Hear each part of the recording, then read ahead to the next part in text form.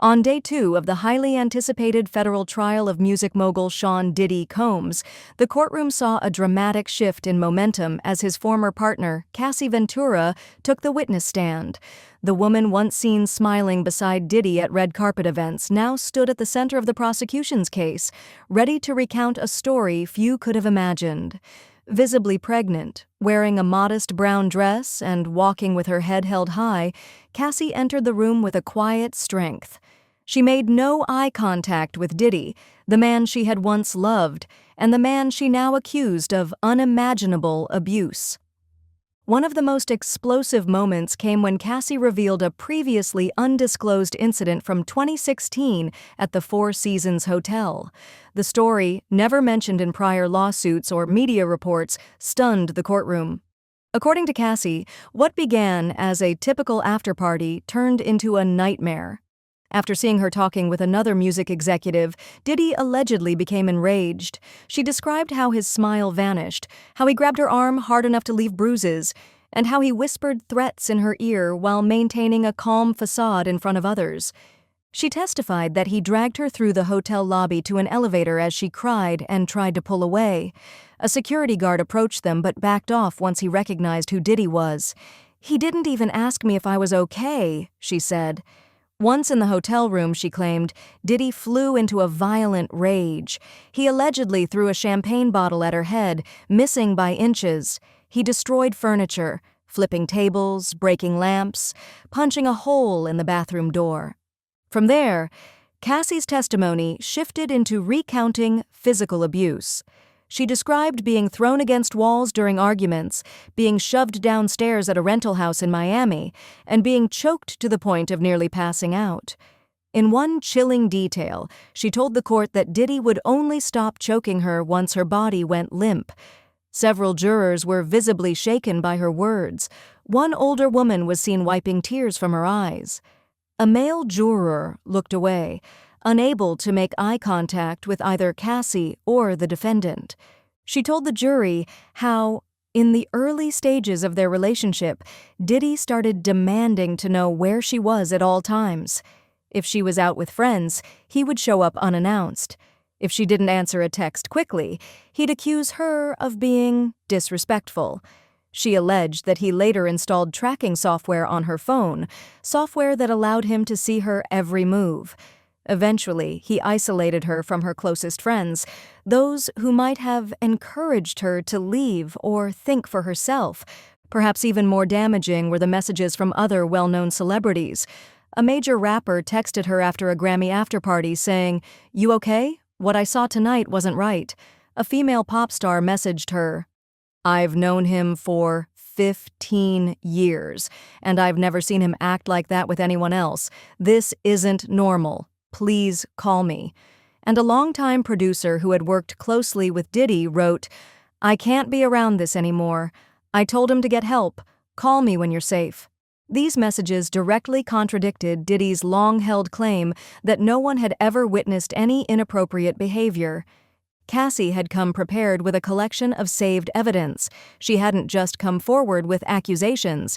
She came with receipts, photos, emails, messages, recordings, witness corroboration, all saved and stored over years. She told the court she kept them because she always knew no one would believe her without proof, not against someone as powerful as Diddy. Cassie's team then began revealing a collection of messages, texts, and emails that she had quietly saved over the years. In some, Diddy appeared to apologize for violent outbursts. In others, he offered money and gifts in exchange for silence. One message read, "Whatever you need to make this right. New car, new apartment, whatever you want." Another said, "2 million. Clean break. You don't talk about anything from the past 5 years." These messages stood in stark contrast to his public narrative that no wrongdoing had ever occurred. Throughout the day, Diddy's composure visibly crumbled. Initially confident, he grew pale, fidgeted nonstop, passed frantic notes to his lawyers, and eventually slammed his hand on the table in frustration, prompting a stern warning from the judge. Observers said it was like watching someone lose control of a narrative they had always tightly managed. She described how he would call her within minutes of arriving somewhere, always aware of her exact location. Eventually, he isolated her from her closest friends. One by one, her support system disappeared, until, as she put it, Diddy was all she had left. Then came what Cassie called the freak-offs, a term introduced by Diddy about a year into their relationship. These were orchestrated, voyeuristic sexual encounters in which Cassie was allegedly required to have sex with escorts, while Diddy watched. According to her, he planned every detail, from the lighting in the room to what she wore, to how she was supposed to behave during the acts. She testified that at 21 or 22 years old, she didn't know any better. She said she wanted to please him, to make him happy. At one point during her testimony, when asked whether she ever enjoyed these experiences, she broke down. Through tears, she admitted, "I did, but only because I got to spend one-on-one time with Sean. I really loved him." And then came the recordings. Cassie's attorney played actual audio clips of Diddy allegedly threatening her and her family. As the recordings played in the courtroom, Diddy lost control completely.